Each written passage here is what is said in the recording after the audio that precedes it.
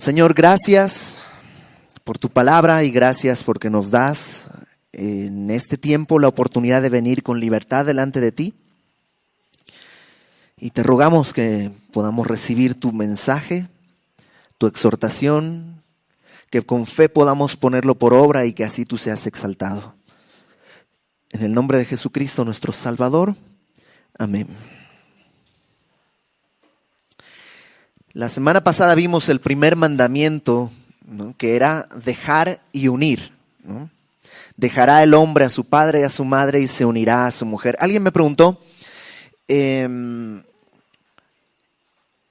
¿por qué en este orden? Y la verdad, no más porque uno está en Génesis y el otro está en Efesios, ¿no? Cuando hablamos de primer mandamiento y segundo mandamiento, es el orden en el que lo estamos viendo, no es un orden de importancia, pero a lo mejor sí hay una especie de orden cronológico, porque el matrimonio debe comenzar dejando a su padre y a su madre, uniéndose a su esposa, y luego viene este segundo mandamiento que vamos a ver acá en Efesios capítulo 5. Y si conoces ya un poco tu Biblia y conoces Efesios 5, sabes que este mandamiento es uno de los más difíciles, porque habla de sometimiento, ¿no? Someterse. Pero antes de que te vayas, ¿no?, vamos a leer. Normalmente tomamos la parte de los matrimonios a partir del versículo 22, Efesios 5, 22. Pero creo que el mandamiento está en el versículo 21, o sea, un versículo antes. Fíjate, Efesios 5, 21 dice: someteos unos a otros en el temor de Dios. Y ese es el segundo mandamiento para nosotros en nuestra serie de un matrimonio como Dios manda. Sométanse unos a otros en el temor de Dios. Ahora, estamos en el capítulo 5 de Efesios. No pierdas de vista eso. ¿Por qué? Porque no empezó Pablo aquí. O sea, lleva 4 capítulos y medio hablando de algo. ¿Qué es ese algo que ha estado hablando? Bueno, los primeros 3 capítulos, Pablo invierte para explicarnos lo que Dios ha hecho por nosotros. Y si tú recuerdas, el capítulo 1 es un capítulo maravillosísimo, donde está esta especie de coro, esta especie de canción que es para la abundancia de la gloria de su gracia. Si tú lees el capítulo 1, te vas a encontrar con ese como estribillo. Dice algo que hace el Espíritu Santo para abundancia de la gloria de su gracia. Luego habla del Hijo para abundancia de la gloria de su gracia. Bueno, y en primer lugar está el Padre para abundancia de la gloria de su gracia. Y así cada capítulo ha hablado acerca de lo que Dios ha hecho. Nos tomó cuando estábamos muertos en nuestros delitos y pecados, etcétera, etcétera. Nos ha sentado en los lugares celestiales con Cristo Jesús. Y a partir del capítulo 4, Pablo empezó a mostrarnos cómo debemos responder a eso. Y se puede de alguna manera englobar todo lo que Pablo ha estado diciendo en la manera de andar. Cómo debemos andar. Y nomás tomé algunos. Efesios 4, versículo 1. Efesios 4, 1, acuérdate, capítulo 1 al 3, lo que Dios ha hecho por nosotros. Capítulo 4 en adelante, la manera en la que debemos responder. Efesios 4, 1 dice: yo pues preso en el Señor os ruego que andéis como es digno de la vocación con que fuisteis llamados. No empieza ahora ahí a demandar ya no solo lo que Él hizo, sino cómo debemos andar, ¿no?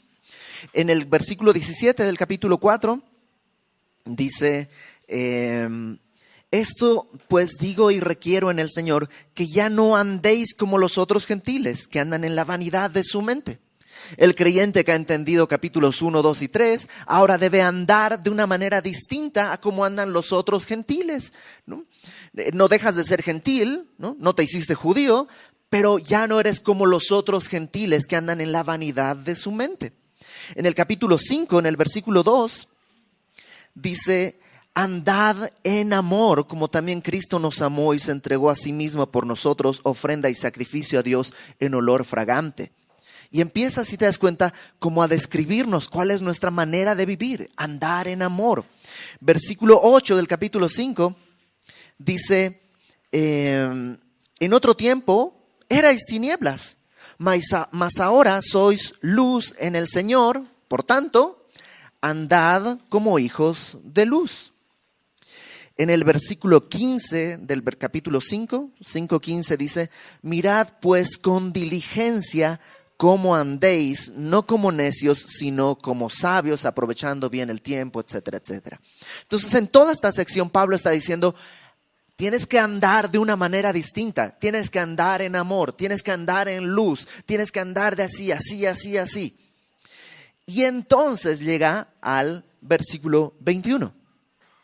Y el versículo 21 comienza diciendo, a todos sométanse los unos a los otros en el temor de Dios. Ahora, ¿qué quiere decir esto de sométanse unos a otros? Bueno, en primer lugar, déjame decirte lo que no quiere decir. No quiere decir que deja de haber autoridades. Porque si tú entiendes, sométanse unos a otros, entonces nadie manda, ¿no?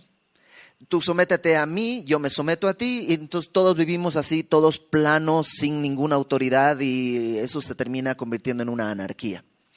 Y lamentablemente, parte de los esfuerzos humanos, ¿no?, de la psicología, del humanismo, es tratar de decir, bueno, en el hogar tiene que haber igualdad, ¿no? Y suena muy bonito, suena muy piadoso, ¿no? Poco machista, poco feminista, como muy del centro, que todos seamos iguales.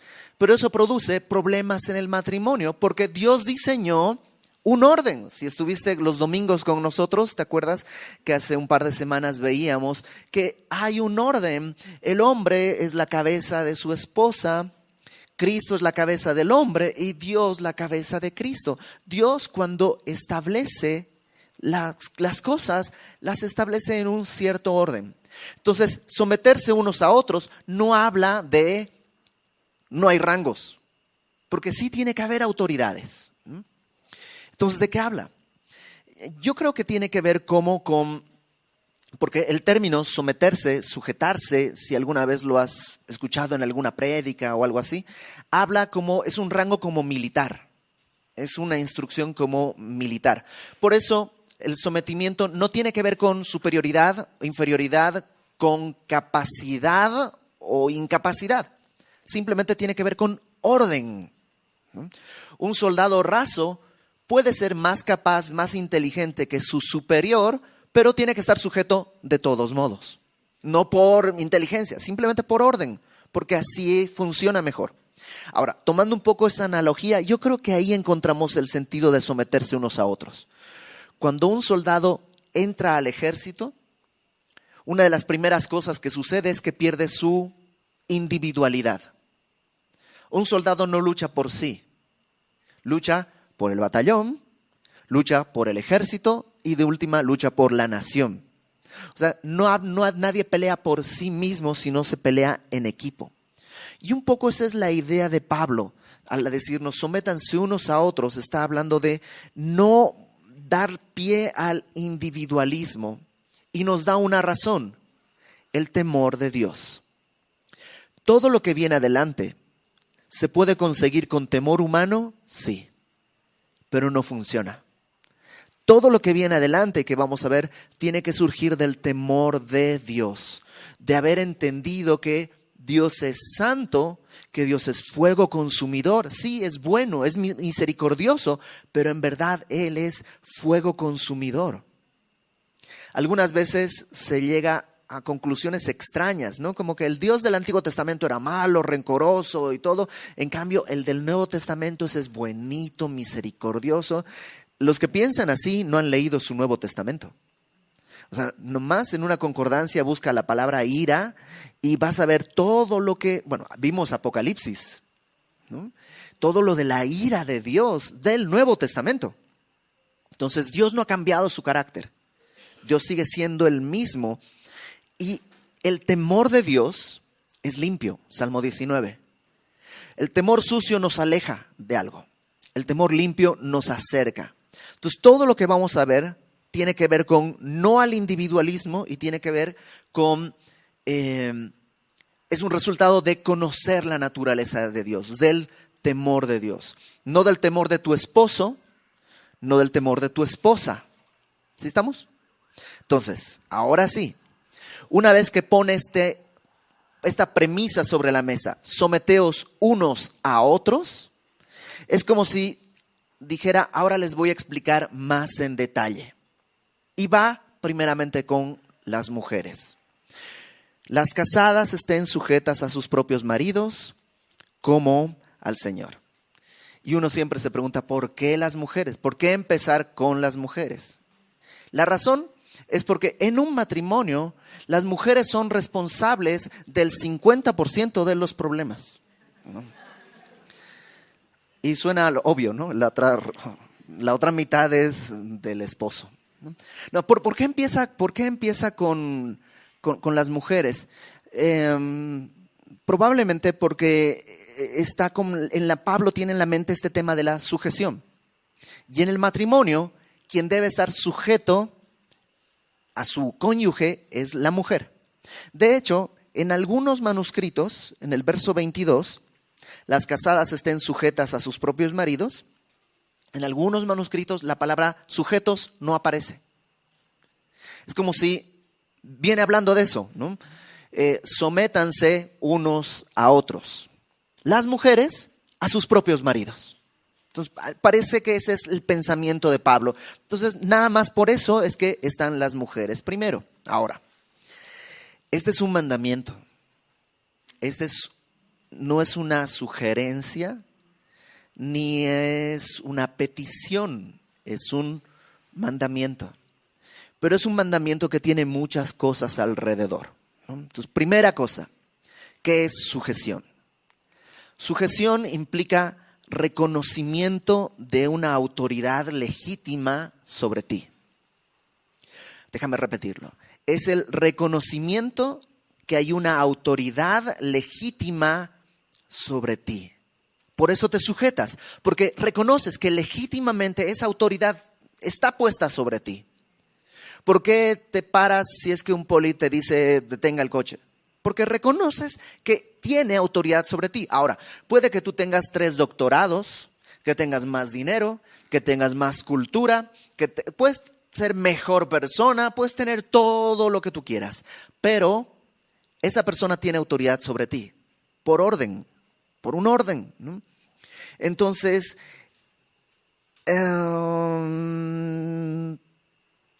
reconocer que tu esposo tiene autoridad sobre ti es el primer paso. Ahora, reconocer eso implica también algo, que eres parte de algo. O sea, ¿por qué te sujetas a la autoridad? Porque eres parte de la sociedad. Eres parte de la sociedad. Y entiendes que si tú te rebelas contra la autoridad, estás lastimando la sociedad. Bueno, mujeres, sujétense a sus esposos. ¿Por qué? Porque Dios los puso como autoridad y eso las hace partes de algo. Se llama familia. Dios estableció este orden. Ahora, déjame aclararlo nuevamente. No tiene que ver con inferioridad. Porque, como hemos visto antes, el Hijo, Jesucristo, se sujeta al Padre y no es que sea inferior. Simplemente es la manera en la que las cosas están diseñadas. Ahora, ¿cuál es el marco en el que tiene que funcionar esta sujeción? Dice ahí con toda claridad a sus propios maridos. No dice sujétense, mujeres, sujétense a los hombres. No, eso sería machismo y eso sería abuso. Las mujeres no deben estar sujetas a los hombres, pero deben estar sujetas a sus propios maridos. Y déjame decirlo con toda claridad, maridos quiere decir esposos. Si es tu novio, no estás sujeta, no tienes que estar sujeta a tu novio, de ninguna manera. Pero es que, pues, él me dice que para que vayamos como entrenando, nos vamos a casar, pues dile, mira, sin anillito no hay sujeción. O sea, si no hay este compromiso, pero él dice que está comprometido conmigo y que se va a casar, pues órale. Si no es un matrimonio, no no estás llamada a sujetarte a ningún hombre, excepto a tu papá y a tu mamá, que son las autoridades legítimas en ese momento cuando estás bajo el techo de tus papás. Entonces, número 1, sujeción. El marco de la sujeción es tu esposo. Y la razón de la sujeción es como al Señor. Someteos, dice, las casadas estén sujetas a sus propios maridos como al Señor. Y esto de como al Señor normalmente tiene 2 malas interpretaciones. Entonces déjame decirte las malas interpretaciones. Una que interpretan los hombres a su favor y una que interpretan las mujeres a su favor, ¿no? La que los hombres interpretan a su favor es la que, como al Señor quiere decir, mujer, que como si yo fuera Dios. Y dice, sujétate como al Señor. Entonces, si yo digo algo, tú calladita y sin chistar me obedeces. Ahí dice como al Señor. ¿Le discutirías a Dios? No. Pues entonces no me discutas, ¿no? Y esa es una interpretación errónea, pecaminosa, perversa. Porque, para empezar, en ningún momento en la Biblia se pone a alguien que pueda sustituir a Dios en ese sentido. Nadie. Sería idolatría. Sería cometer idolatría pensar que mi marido está en lugar de Dios. Entonces, someterme a mi esposo como al Señor no quiere decir que Él es como Dios para mí y que le tengo que obedecer y no sé qué. No. La otra interpretación, la que las mujeres normalmente toman, es cuando dice como al Señor, quiere decir que me sujeto solamente si mi esposo está actuando con piedad garantizada y según lo que yo considero que le corresponde a Dios. Déjame decirte algo, eso es cualquier cosa menos sujeción. La sujeción se ejerce o se vive efectivamente cuando no estoy de acuerdo con algo. Cuando puedo no estar de acuerdo con mi esposo, pero voy a sujetarme. O sea, si estamos de acuerdo, no estamos sujetos. O sea, si una mujer dice, no, yo solo me sujeto a él en lo que yo estoy de acuerdo, en realidad no está sujeta. Está queriendo comandar, nada más. Entonces, como al Señor no quiere decir si es que Él está haciendo lo correcto. Porque créeme, mujer, muchas veces tu esposo va a equivocarse y va a hacer cosas que no están del todo bien. Pero tienes que sujetarte. Ahora, tiene que haber un límite. ¿Cuál es ese límite? El pecado. Porque una cosa es que tu esposo esté tomando una decisión equivocada y otra cosa es que esté incitándote a pecar. Puede ser que tu esposo te diga, vamos a mentir en nuestros impuestos para tener un mejor salario. Ok, no estás llamada a sujetarte ahí, porque eso es pecado. Pero si tu esposo dice, ¿sabes qué? Con este dinero que compramos, con el aguinaldo, voy a comprar un coche y lo vamos a poner a trabajar de Uber. Y tú dices, híjole, esa no es buena idea. No es buena idea porque tenemos otros gastos más importantes, hay que pagar las tarjetas, mejor hacemos esto. Bueno, tu esposo puede ser un necio, un tonto, lo que quieras, pero no está pecando y no te está incitando a pecar y entonces, eso, sujétate, ¿no? Como dice María del Sol, sujetas, con jeta y sin jeta. ¿No? Entonces, ahora, ¿qué quiere decir como al Señor? Habla de la actitud. Sujetarte a tu esposo es como al Señor, es que es una forma de expresar tu adoración a Dios. Una forma de expresar tu fe en el Señor, tu confianza en Dios, es sujetarte a un hombre incompleto, incapaz, lleno de errores como es tu esposo, como somos todos los esposos. Pero Dios te pide que ejerzas fe. Tu manera de adorarle es sujetándote a tu esposo. Y esto no tiene que ver con tu carácter. Y ver, es que mi carácter es así, mandona, soy explosiva, me cuesta sujetarme. Bueno, pues entonces esfuérzate más. Hay mujeres que por su naturaleza, su educación, les es muy fácil, pues ellas se esforzarán menos, pero el mandato es el mismo. No sé si me explico. O sea, cuando el semáforo está en alto, si vienes a 100 por hora, de todos modos tienes que frenar. Vienes a 20, tienes que frenar. Uno tendrá que frenar desde antes, otro tendrá que frenar más lentamente, otro tendrá que frenar así con el pedal al fondo. No importa, pero el alto es alto. Entonces, mujeres, tu manera de expresar tu fe, tu confianza en el Señor es sujetándote a tu esposo. Ahora, déjame hablar un momentito a los maridos.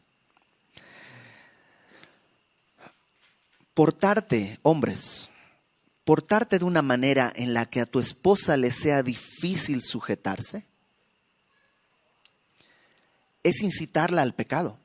Porque Dios le está pidiendo que se sujete como un acto de adoración a Él, como al Señor. Y si tu conducta, tu vida está de tal modo que piensa esto, si hubiera un clon tuyo, hombre, y ahora tú tienes que sujetarte a ese clon, ¿qué onda? ¿Lo harías con gusto o dirías mejor paso? Entonces, vivir de manera en la que tu esposa pueda sujetarse con gozo, con facilidad, es ayudarle a adorar a Dios. Vivir de una manera en la que tú estás más bien poniendo tropiezos a esa sujeción, haciéndolo cada vez más difícil, portándote torpe, portándote necio, portándote autoritario. Estás incitando a tu esposa al pecado. Ahora, Pablo continúa en el versículo 23, dándonos algunas razones de por qué la mujer debe sujetarse. La primera, está en el verso 22, ¿no? Porque es tu forma de adorar. La segunda está en el verso 23. Porque el marido es cabeza de la mujer, así como Cristo es cabeza de la iglesia, la cual es su cuerpo, y Él es su Salvador. Así que la iglesia esté sujeta a Cristo, como también las casadas lo estén a sus maridos en todo. La primera razón ya vimos, como una forma de adoración. La segunda razón, porque Él es la cabeza. Y en otros pasajes que hemos visto en 1 Corintios 11, en Timoteo, cuando habla de la cabeza, normalmente está hablando de la creación. El hombre fue creado primero y la mujer luego fue creada como ayuda idónea. Y como decíamos la semana pasada, esto sucede antes del pecado. Antes de que haya pecado, ya Dios había establecido ese orden. Primero creó al hombre y luego creó a la mujer saliendo del costado del hombre. Entonces, estos roles no son resultado del pecado. Son parte del diseño de Dios. Primera razón, sujétate porque es la manera de adorar a Dios. Segunda razón, es la manera en la que reconocemos el diseño que Dios ha establecido. Él es la cabeza desde la creación. Y la tercera razón también está ahí. Dice, como Cristo es cabeza de la iglesia, la cual es su cuerpo y Él es su Salvador. Así que como la iglesia está sujeta a Cristo, así también las casadas lo estén a sus maridos en todo. La tercera razón es porque sujetándote a tu esposo, mujer, estás haciendo visible algo que es invisible. Que la iglesia está sujeta a Cristo como su Salvador. Entonces, 3 razones, creo que válidas, por las cuales Pablo dice, o Dios dice a través de Pablo, mujer, sujétate a tu esposo. Sujétate a tu esposo. Porque es tu manera de adorar, de expresar tu fe en Cristo, porque eso modela el diseño de la creación y porque eso ejemplifica la relación de Cristo con la iglesia.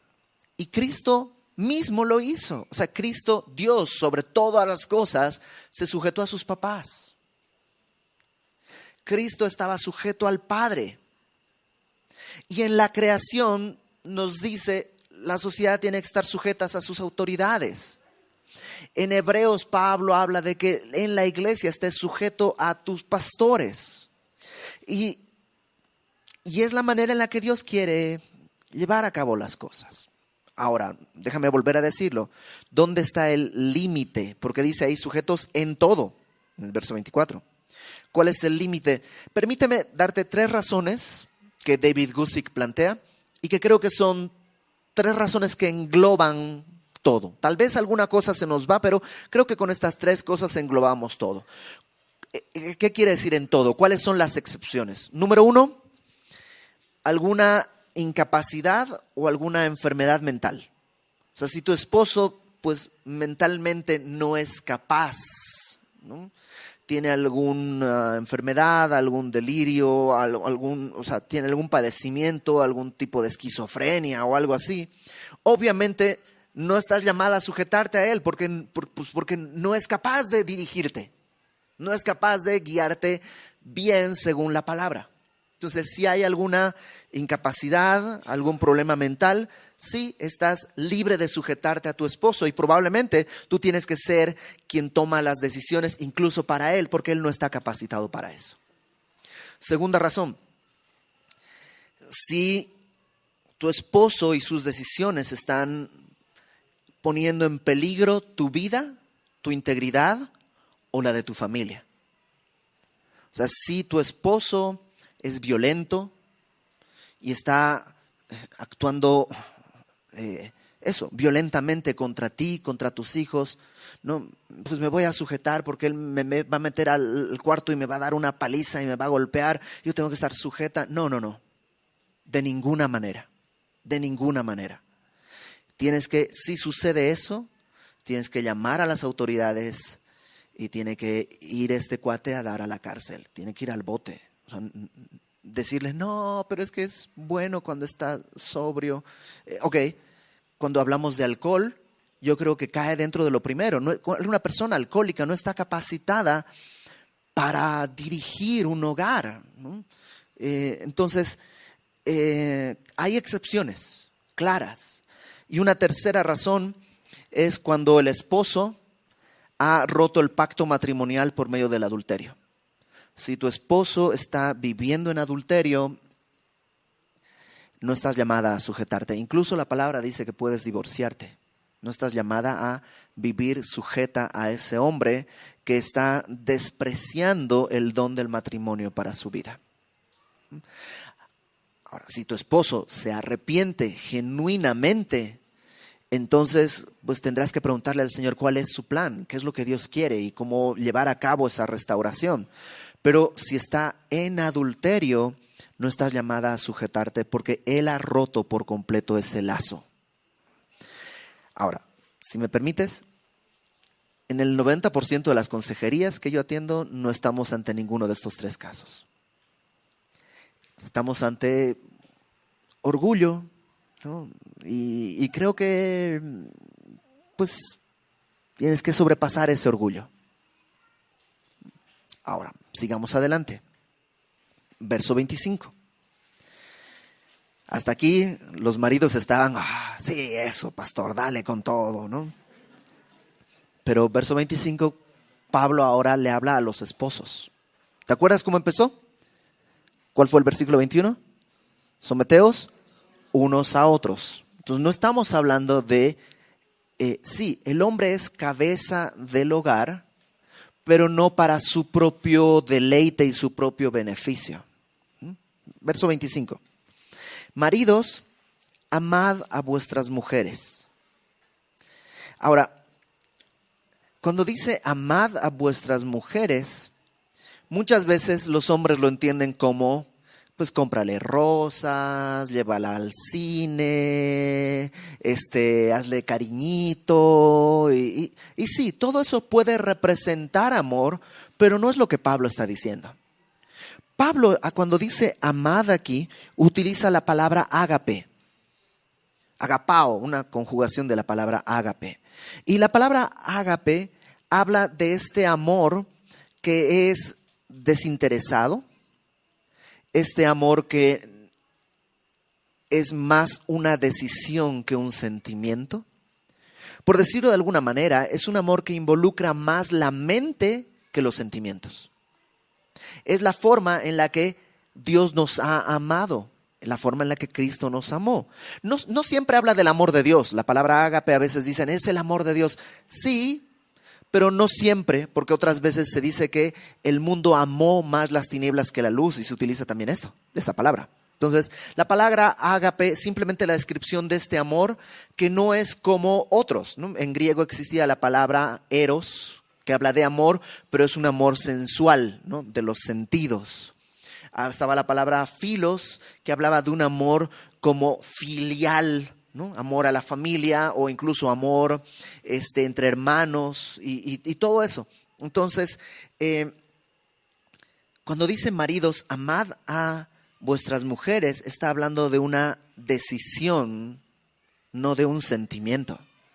No es algo cursi, aunque no está mal ser cursi, ¿no? En tu matrimonio. Pero Pablo no está enfocándose en eso en este momento. ¿A qué se refiere Pablo? Pues mira, dice, amad a vuestras mujeres, así como Cristo amó a la iglesia. Cristo no llegó con ramos y voy a dar una serenata. No, esa no fue la manera en la que Cristo amó a la iglesia. Aunque nos provee todo y sí nos consiente, pero ¿cuál fue la manera en la que Cristo amó a la iglesia? Ese es el estándar que Dios está diciendo para los maridos.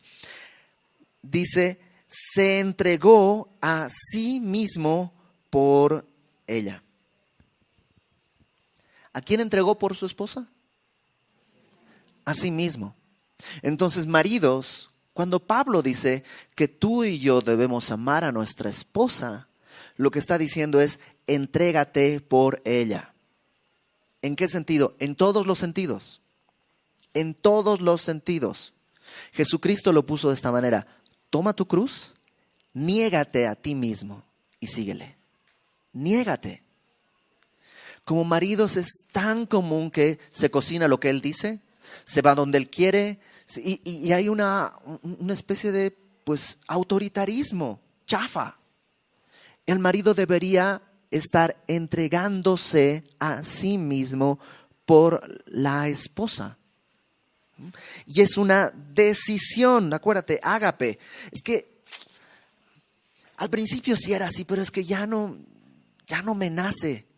Pues no te tiene que nacer, tienes que decidir. Es una decisión. Es algo que como hombres, permíteme decirlo así, pues pórtate como hombre y haz lo que tienes que hacer. Es así de sencillo. Entrégate por tu esposa. ¿Para qué? Dice el verso 26. Para santificarla, habiéndola purificado en el lavamiento del agua por la palabra. ¿Para qué te vas a entregar? ¿Qué quiere decir eso? Implica hacer todo lo que necesite para que mi esposa sea santificada, apartada para el Señor. Lavarla con el agua de la palabra a fin de presentársela a sí mismo una iglesia gloriosa que no tuviese mancha ni arruga ni cosa semejante, sino que fuese santa y sin mancha. Ahora, aquí sucede algo rarísimo, pero buenísimo. Pablo, cuando lo lees, dices, ¿está hablando del matrimonio? Porque dice, la iglesia la presentó, o está hablando de Cristo. Y realmente está hablando de las dos cosas. Y está diciendo a los hombres, mira a Cristo e imita ese ejemplo. Lo que Él hizo por su iglesia, se entregó para santificarla, para lavarla a fin de presentarla delante de sí mismo sin mancha, sin arruga, perfecta, gloriosa. Así también, verso 28, los maridos deben amar a sus mujeres como a sus mismos cuerpos. El que ama a su mujer, a sí mismo se ama, porque nadie aborreció jamás a su propia carne, sino que la sustenta y la cuida, como también Cristo a la iglesia. Y entonces va Pablo de la iglesia al matrimonio así, sin aviso, porque está hablando de lo mismo. Así como Cristo ama a su iglesia, que es su cuerpo, ¿no? La iglesia es el cuerpo de Cristo. Maridos deben amar a su esposa, dice, como a sus propios cuerpos. Déjame ponerlo de esta manera. Esposos, tú y tu esposa son uno. No estoy diciéndote, a partir de ahora deben ser uno. No deben ser uno. Son uno desde el día en que se casaron. Son uno solo. Amarla es bendición para ti. Debes amarla como te amas. Y todos nos amamos. O sea, te peinas, te perfumas, te arreglas. Si te duele algo, vas al doctor. O sea, ¿quién de ustedes se corta un dedo, ¿no? Una herida en el dedo y se empieza a infectar? Y dices, pues ahí yo creo que sanará, ¿no? No, ¿qué haces? Procuras tu cuerpo. Pero ¿cuántos matrimonios ves a tu esposa que está batallando con algo, que está costándole sujetarse a ti? ¿Y cuántos matrimonios dicen, pues es asunto suyo, que ella resuelva eso con el Señor? Maridos, son cabeza del hogar. Los problemas de tu esposa son tus problemas. Ay, pero es que ella es tan conflictiva. Ok, entonces, ¿qué tienes que hacer? Algo está produciendo en ella esa insatisfacción. Tú eres la cabeza. Entonces, si te das cuenta, no es que el marido tiene una tarea más fácil. No es que la mujer tiene una tarea más fácil. Los dos son incapaces de llevar a cabo esta tarea sin Jesucristo. ¿Te acuerdas? ¿Cómo comenzó esto? Someteos unos a otros en el temor de Dios. El temor de Dios es el motor.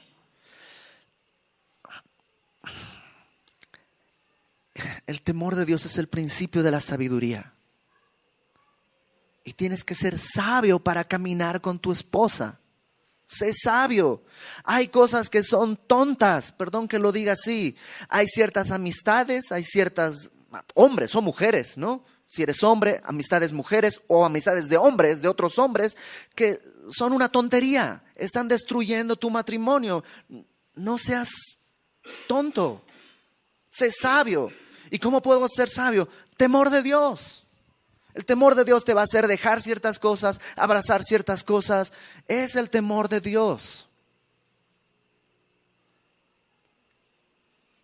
¿Qué pasa cuando un cuerpo no se sujeta a su cabeza?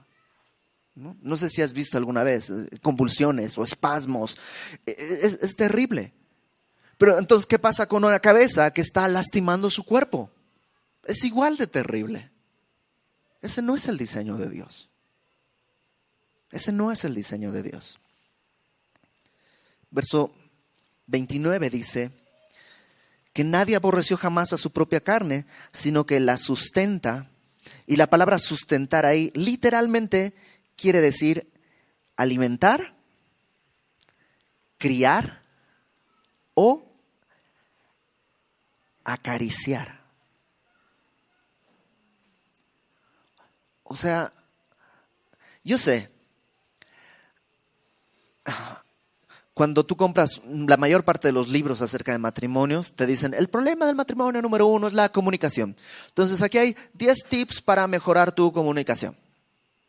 Y el segundo problema del matrimonio es esto. Y aquí hay 10 tips para mejorar esto y así. ¿Cuál es el problema? Que si un adorador de Satanás lee ese libro y hace caso, su matrimonio igual puede mejorar. Tengan una cita semanal, pues sí, incluso si fuesen satánicos, con una cita semanal su matrimonio, mira, pues vamos a ir a ver cómo queman un gato y, o sea, igual tienen comunión y llevan a cabo eso y su matrimonio seguramente va a mejorar. ¿Cuál es la diferencia entre un matrimonio cristiano y un matrimonio de esos? Una sola. ¿Cuál es? Cristo. Cristo. O sea, si tú te llenas de tips, si tú te llenas de cómo hacer mi matrimonio mejor, ¿sabes? No estás mejorando nada. Sigue siendo el mismo matrimonio de siempre. A lo mejor tu matrimonio mejora, pero ni tu vida ni su vida van a mejorar. Por eso, aunque Pablo dice acá, la sustenta, que habla de caricias, si tú no entiendes esto que vimos la primera sesión, El propósito del matrimonio es glorificar a Cristo. Si tú no ves todo lo que dice Efesios 1, 2 y 3, y a partir de eso, en el temor de Dios, empiezas a hacer cambios en tu vida, aunque la acaricies y la sustentes, porque la palabra cuidar, habla de calentar, de mantener con ternura. Aunque hagas eso, tu matrimonio está condenado al fracaso, aunque dure.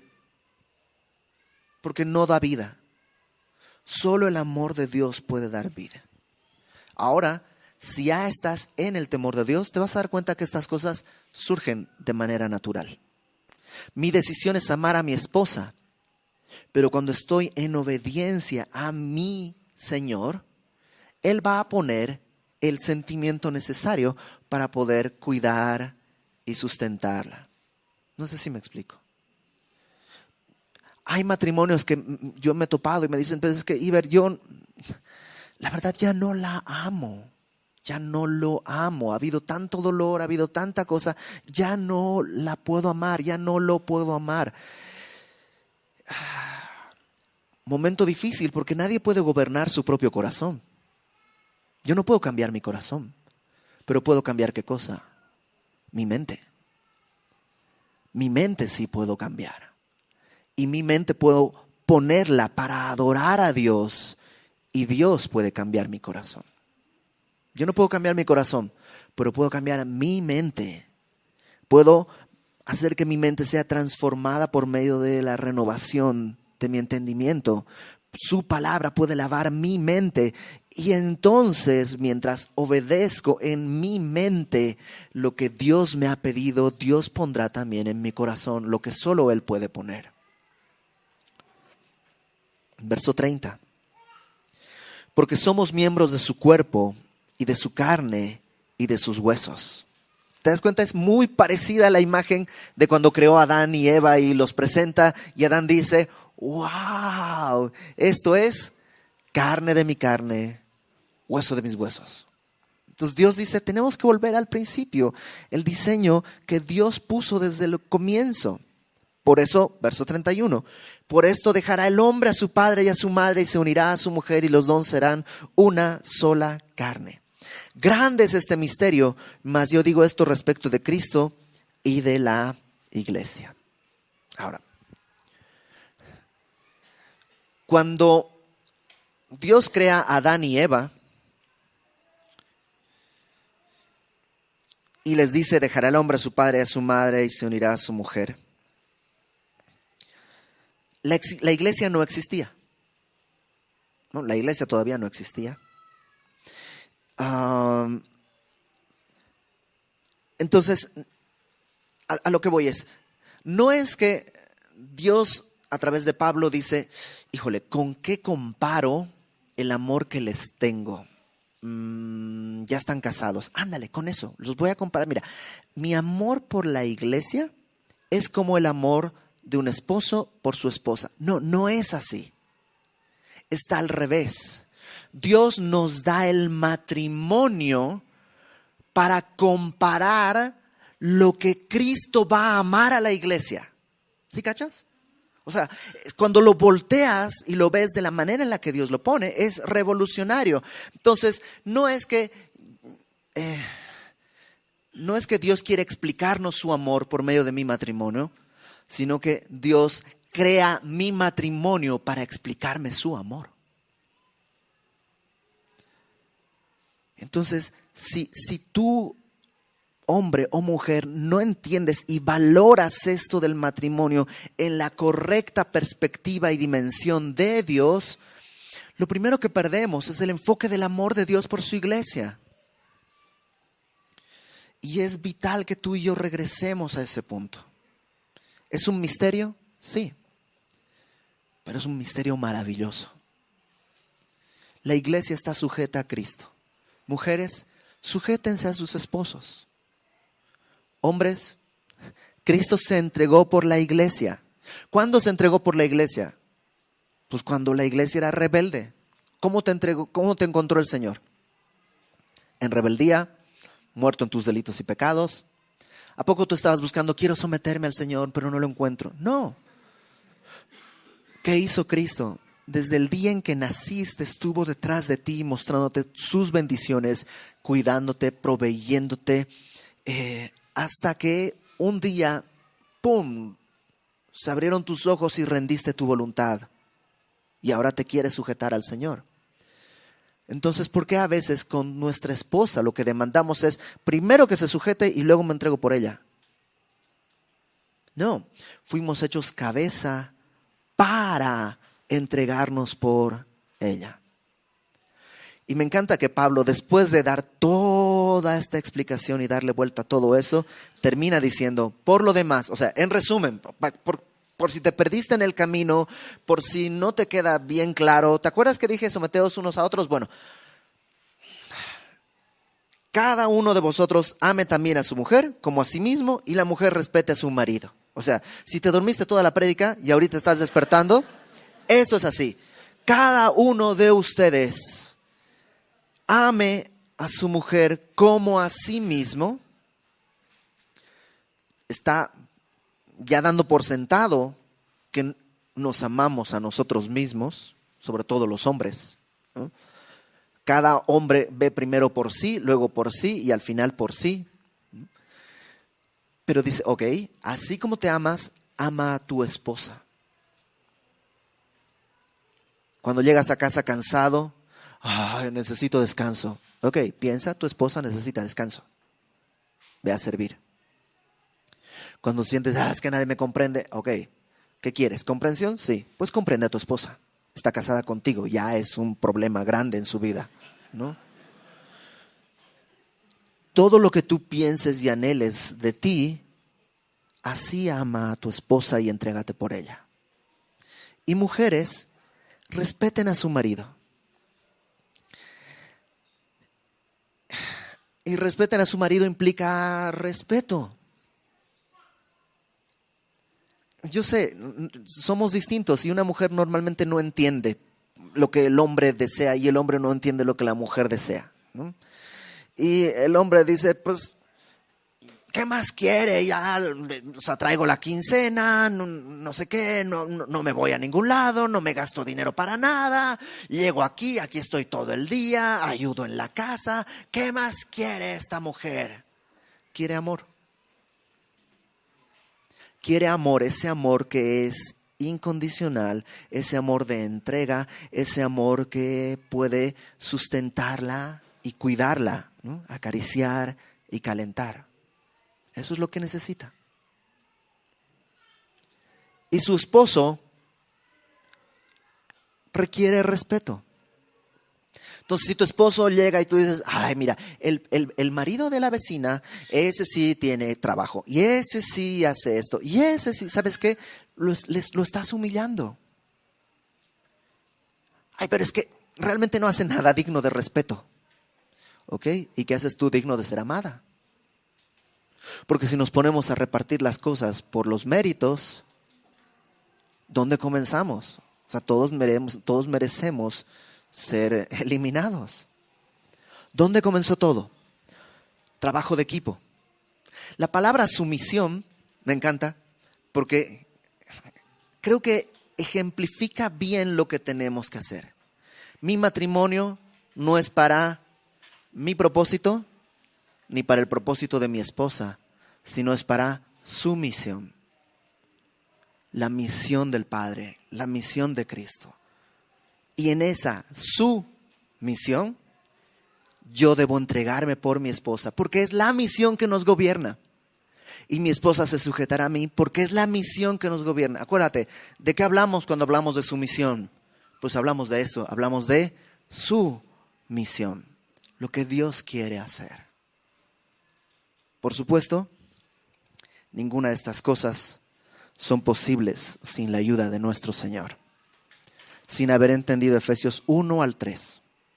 Así que si tú no tienes bien claro lo que dice Efesios 1, 2 y 3, hoy llega a tu casa con tu esposa, si estás casado, y lean Efesios 1, mañana Efesios 2, pasado mañana Efesios 3. Y seguramente van a tener que volver a leerlo porque Pablo en Efesios está descosidísimo. Cada versículo está lleno de tesoros. Entonces, De aquí a la próxima semana esa es una buena tarea. Antes de terminar, ¿y qué hacemos con los solteros? Porque dice, pues solteros, yo no me tengo que sujetar a nadie.